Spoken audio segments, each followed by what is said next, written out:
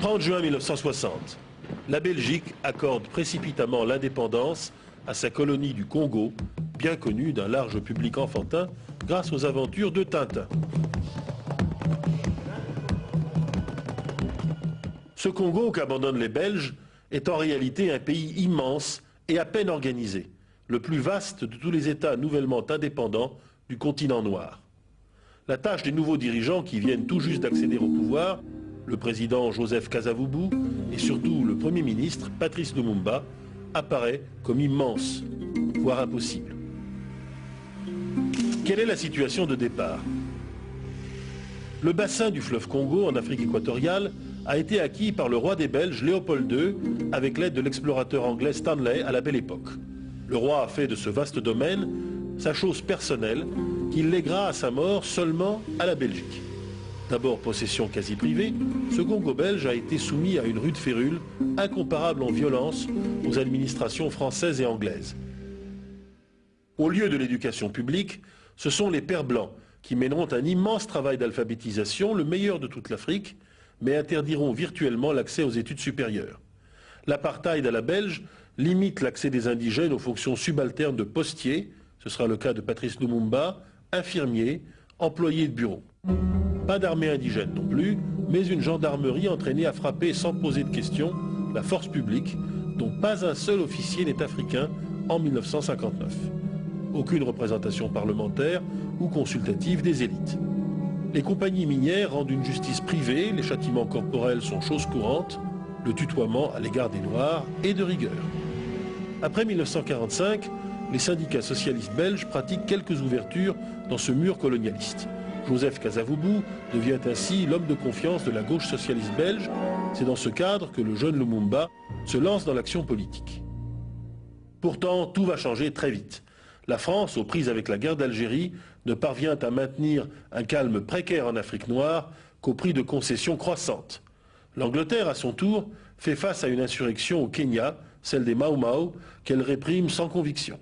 Lorsque Paris et Londres décident de manière concertée de donner l'indépendance à la plupart de leurs possessions en 1960, Bruxelles ne peut que suivre, mais sans avoir jamais préparé les étapes intermédiaires dans un pays immense où règne un climat moral détestable. La première question qui se pose donc pour Bruxelles, comment opérer cette décolonisation? La France du général de Gaulle tente de dissuader la Belgique de procéder à une indépendance en bloc. Ne pourrait-on envisager de créer, en lieu et place de cette immense colonie unitaire, 4 États différents par exemple? Cette solution tente fortement les compagnies minières qui dominent le sud métallifère, le Katanga, et l'ouest riche en diamants, le Kasaï. Mais elle est écartée, notamment sous la pression des Américains, qui désirent une décolonisation franche. L'État belge, voulant à tout prix se débarrasser de ce problème, alors qu'il fait face à de sérieuses difficultés intérieures, choisit cette option nette et franche, la décolonisation en bloc. Mais qui mettre à la tête du nouveau pays? Il n'y a pas de grand parti unitaire au Congo comparable à ce qu'a été le Rassemblement démocratique africain de Félix Houphouët-Boigny en Afrique occidentale française, à la fois école de la politique et pré-parlement de toutes les ethnies. Chaque province possède son parti dominant. Abako de Kasavubu à Léopoldville, la capitale, de tendance socialiste et appuyée sur les syndicats de fonctionnaires. Solidarité africaine dans l'est du pays, de Léon Gizenga, également socialiste, mais nettement plus à gauche. Konakat, qui défend sans état d'âme les intérêts du riche Katanga pour le sud, présidé par Moïse Tshombe, l'homme des Pères blancs et des compagnies minières.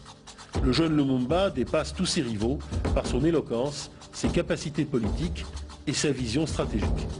Son MNC, le mouvement national congolais, est en effet le seul à défendre la vision d'un Congo unitaire et détribalisé. C'est sans aucun doute ce programme qui lui vaut initialement l'appui du Parti socialiste belge et de la partie la plus éclairée des administrateurs coloniaux qui voient en lui le réformateur nécessaire et attendu, capable de faire équilibre aux compagnies minières et aux provinces trop riches. Pourtant, lorsqu'en 1959, le roi Baudouin se rend à Léopoldville pour y préparer l'indépendance, il subit de Lumumba un discours d'une rare insolence qui crée la consternation, révélant qu'il veut aller beaucoup plus loin que ses soutiens belges et américains ne l'avaient imaginé. Des élections libres, les premières et les dernières à ce jour, de la courte histoire du Congo, sont organisées au printemps 1960. Elles font de Lumumba et de son MNC le grand vainqueur de la compétition. Le 24 juin 1960, Patrice Lumumba peut former son gouvernement. Mais que va-t-il faire de son immense pays, ainsi abandonné à son sort? Derrière le pouvoir plus symbolique que réel de Kasavubu à la présidence de la République, c'est Lumumba qui dirige effectivement le pays avec la seule opposition de Tshombe. Patrice Lumumba n'a encore que quelques conceptions politiques simples. Issu d'une petite ethnie de l'est du Kasaï, les Tetela, il a d'abord admiré le début d'égalité raciale qui régnait chez les Français à Brazzaville, de l'autre côté du Stanley Pool. Mais sans se tourner complètement vers le communisme, il admire davantage encore le Ghanéen Kwame Nkrumah, qui défend l'idée d'un socialisme panafricain. Toutefois, c'est dans l'exercice de l'autorité au sommet que son pouvoir s'avère défaillant. Son gouvernement hétérogène, sans expérience bureaucratique ni habileté politique, comprend des étudiants rentrés de Belgique et touchés par la grâce marxiste, des arrivistes sans scrupules comme le sergent de la force publique Mobutu, passé un temps au journalisme et qui se pique de connaissances militaires, quelques communistes belges et un authentique agent de Moscou, Léon Gizenga. L'orientation très à gauche de ce gouvernement, où les sympathisants communistes sont beaucoup plus nombreux que les socialistes pro-belges, met les Occidentaux en alerte. Dans ce climat délétère, une mutinerie de la force publique éclate en juillet 1960 et entraîne des scènes de pillage et de meurtres abominables à Léopoldville. La colère accumulée par les soldats noirs contre leurs officiers blancs explose. Mais la rapidité de l'incendie fait aussi penser à une provocation délibérée. Tout est fait pour retirer sa crédibilité à l'État central dès le départ. Le 11 juillet, Tshombe prend prétexte de ce climat pour instaurer une sécession de facto du Katanga sous la protection des services secrets français et sud-africains alliés aux compagnies minières belges. La chute de Lumumba est dès lors programmée. Pourquoi Lumumba tombe-t-il? Après avoir évacué les colons menacés, l'armée belge quitte le pays au bout d'un mois.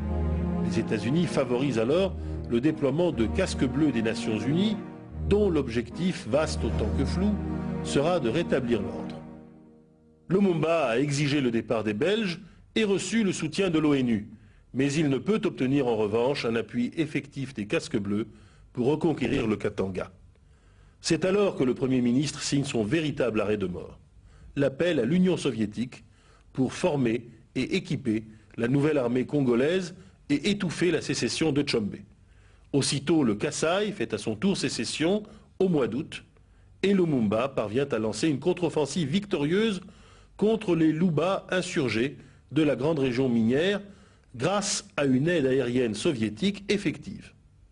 Devant ce renversement imprévu, Américains et Belges font pression sur le président Kasavubu qui révoque Lumumba le 5 septembre 1960 grâce à l'appui, non moins imprévu, du chef d'état-major, Joseph Mobutu, retourné et convenablement défrayé par la CIA.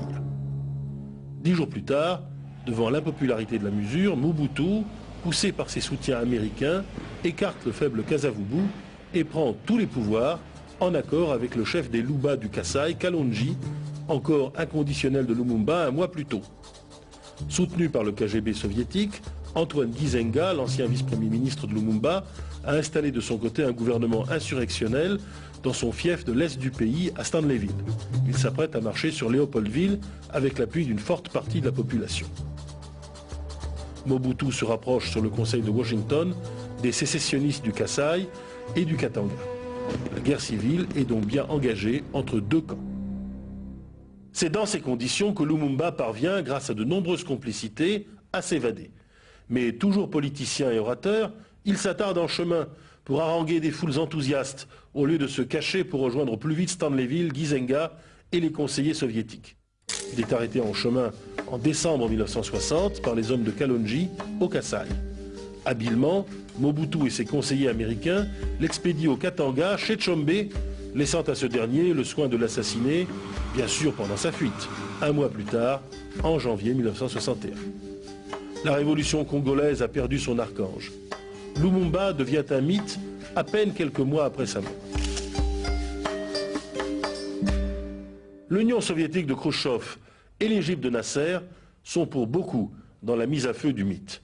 Lumumba est présenté comme le jeune leader africain qui n'a pas hésité à appeler les soviétiques à la rescousse pour sauver l'unité de son pays menacé par les grandes compagnies minières. Il en est mort. Mais pour la jeunesse africaine, Lumumba représente surtout une révolution panafricaine, antitribale, pure de toute corruption, incarnée par un jeune homme courageux et dénué de préjugés. Sa mort est celle des espoirs de toute une génération qui sera le témoin des ratés et des mécomptes de la première vague des indépendances en 1960. Ayant gouverné tout juste 3 mois, Patrice Lumumba n'a pas eu le temps de commettre de grandes erreurs, d'instaurer le culte de sa personnalité ou d'éliminer des rivaux. Il a été en outre élu par la plus grande mobilisation démocratique africaine avant Nelson Mandela. Pour les historiens, Lumumba aura aussi été l'expression de l'inventivité et de l'éthique politique de la première génération de l'indépendance. Lumumba voyait grand, il avait sans doute tort, mais il voyait aussi loin, vers une Afrique détribalisée, moderne. En ce sens, il est bien l'annonciateur de la nouvelle vague démocratique, celle qu'inaugure seulement dans les années 1990 Nelson Mandela, son authentique successeur.